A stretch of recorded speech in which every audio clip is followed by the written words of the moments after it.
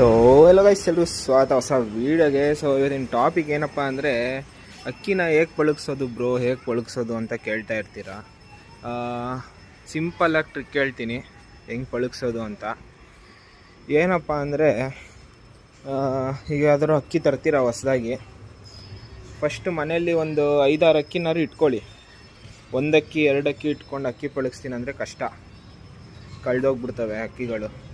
ಅದಕ್ಕೋಸ್ಕರ ಫಸ್ಟ್ ಒಂದು 3-4 ಅಕ್ಕಿನಾರು ತಂದಿಟ್ಕೊಳ್ಳಿ ಗೈಸ್ ಮನೆಯಲ್ಲಿ. ಯಾಕಂದರೆ ಆ ಥರ ಈಗ ಒಂದೇ ಸಿಂಗಲ್ ಅಕ್ಕಿ ತಂದರೆ ನೀವೇ ನೋಡಿರ್ತೀರ ಎಷ್ಟು ಗಾಬರಿ ಇರುತ್ತೆ ಅಂತ. ಗಾಬರಿ ಆಗಬಾರ್ದು ಅಕ್ಕಿ. ಇನ್ನೊಂದು 2 ಅಕ್ಕಿ ಇದರ ಜೊತೆಯಲ್ಲಿ ಗಾಬರಿ ಇರಲ್ಲ ಅಕ್ಕಿಗೆ, ಆವಾಗ ಆರಾಮಾಗಿ ಬಿಟ್ಕೊಬೋದು. ನಾನು ಅಕ್ಕಿನ ಆ್ಯಕ್ಚುಲಿ ಆಚೆ ಬಿಡೋಲ್ಲ.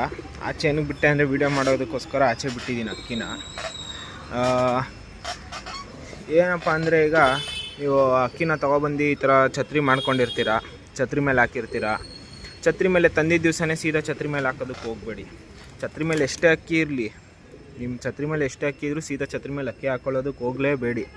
ಯಾಕಂದರೆ ಹೇಳೋಕ್ಕಾಗಲ್ಲ, ಅಕ್ಕಿ ಅದು ಹೊಸ್ದಾಗಿ ಬಂದಿರುತ್ತೆ, ಸ್ಟಾರ್ಟಿಂಗ್ ಸುಮ್ಮನಿರುತ್ತೆ, ಆಮೇಲೆ ಎದ್ದು ಹೋಗ್ತಾ ಇರುತ್ತೆ ಸೀದಾ ಅದ್ರ ಮನೆ ಹುಡಿಕೊಂಡು.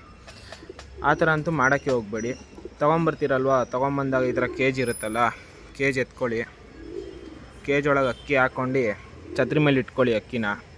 ದಿನ ಒಂದು 3 ಅವರ್ ಈ ಥರ ವೆದರ್ ಇದ್ದರೆ ಆರಾಮಾಗಿ ಇಡೀ ದಿನ ಛತ್ರಿ ಮೇಲೆ ಹಾಕಿರಿ. ಸಖತ್ ಬಿಸಿಲಿದ್ರೆ ಮಾತ್ರ ಒಂದು ಬೆಳಿಗ್ಗೆ ಒಂದು 3 ಅವರು, ಸಾಯಂಕಾಲ ಒಂದು 3 ಅವರು ಆ ಥರ ಹಾಕಿ ಗೈಸ್. ಅವಾಗೇನಾಗುತ್ತೆ, ನಿಮ್ಮ ಮನೆ ಅಕ್ಕಪಕ್ಕ ಎಲ್ಲ ತಿಳ್ಕೊಳ್ಳುತ್ತೆ ಅಕ್ಕಿ. ತಿಳ್ಕೊಂಡಾಗ ಆಟೋಮೆಟಿಕ್ಕಾಗಿ ನೀವು ಓಡಿಸಿದ್ರೂ ಅದು ಎಲ್ಲೂ ಹೋಗಲ್ಲ, 1-2 ಚಕ್ಕರ್ ಉಳಿಯುತ್ತೆ, ಬಂದು ಕುತ್ಕೊಳ್ಳುತ್ತೆ. ಒಂದೊಂದು ಅಕ್ಕಿಗಳು ಏನಾಗುತ್ತೆ ಅಂದರೆ ಟೆಂಪರ್ ಇರೋವು ತೊಗೊಬಂದು ಬಿಡ್ತೀರಾ, ಕಳ್ಳ ಮಾಡ್ತೀರಾ. ಈಗ ನಾನು ಹೇಳ್ದಂಗೆ ಛತ್ರಿ ಮೇಲೆ ಹಾಕ್ತೀರಾ, ಆಮೇಲೆ 1 ವಾರ ಆ ಥರ ಹಾಕ್ಕೊಂಬಂದು ನೆಕ್ಸ್ಟ್ ಕೇಜಿಂದ ಓಪನ್ ಮಾಡಿಬಿಟ್ಟು ಅಕ್ಕಿಗಳ ಜೊತೆ ಛತ್ರಿ ಮೇಲೆ ಬಿಟ್ಬಿಡಿ. ಅಕ್ಕಿಗಳ ಜೊತೆ ಛತ್ರಿ ಮೇಲೆ ಬಿಟ್ಟಾಗ ಅದಕ್ಕೆ ಗೊತ್ತಾಗುತ್ತೆ, ಓ ಇದೇ ನನ್ನ ಮನೆ ಅಂತ.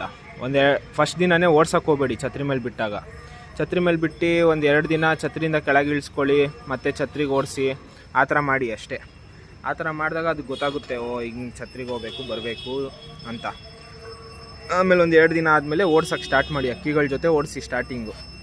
ಯಾಕಂದರೆ ಅಕ್ಕಿಗಳ ಜೊತೆ ಓಡಿಸಿದಾಗ ದೂರ ಹೋದ್ರೂ ಅಕ್ಕಿನೇ ಕರ್ಕೊಂಬರುತ್ತೆ ವಾಪಸ್ಸು ಮನೇಲಿರೋ ಅಕ್ಕಿ. ಆವಾಗ ಅದಕ್ಕೆ ಆಟೋಮೆಟಿಕ್ಕಾಗಿ ಗೊತ್ತಾಗುತ್ತೆ ಇದು ನನ್ನ ಮನೆ ಅಂತ. ಸ್ಟಾರ್ಟಿಂಗೇ ಜಾಸ್ತಿ ಓಡ್ಸೋಕ್ಕೆ ಹೋಗಬೇಡಿ.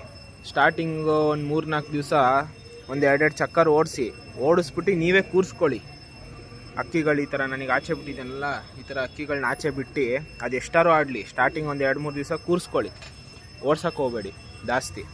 ಅದಾದಮೇಲೆ ಓಡಿಸ್ಕೊಂಡು ಆರಾಮಾಗಿ ಚಕ್ಕರ್ ಎತ್ಸ್ಕೊಂಡು ಅಕ್ಕಿನ ಎತ್ಕೊಬೋದು. ಯಾಕಂದರೆ ಟೆಂಪರಿರೋ ಅಕ್ಕಿಗಳು ತೊಗೊಂಬರ್ತಿರೋ ಒಂದೊಂದು ಸತಿ ಫಸ್ಟ್ ದಿನ ಬಿಟ್ಟಿದ್ದು ಪಿನ್ ಆಗ್ಬಿಡುತ್ತೆ. ಆ ಥರ ಆಗೋದಕ್ಕೆ ಬಿಡಬಾರ್ದು. ಪಟ್ಟಗಳಂದರೆ ತೊಗೊಬಂದು ಈಗ ನಾನು ಹೇಳಿದ್ನಲ್ಲ ಆ ಥರ ಬಿಟ್ಕೊಳ್ಳಿ.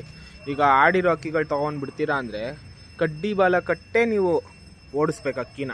ಫಸ್ಟ್ ಸತಿ ಓಡಿಸಿದ್ರು ಅಷ್ಟೇ, ಎಷ್ಟನೇ ಸತಿ ಓಡಿಸಿದ್ರು ಅಷ್ಟೇ, ಕಡ್ಡಿ ಬಾಲ ಕಟ್ಕೊಂಡೇ ಅಕ್ಕಿನ ಓಡಿಸ್ಬೇಕು.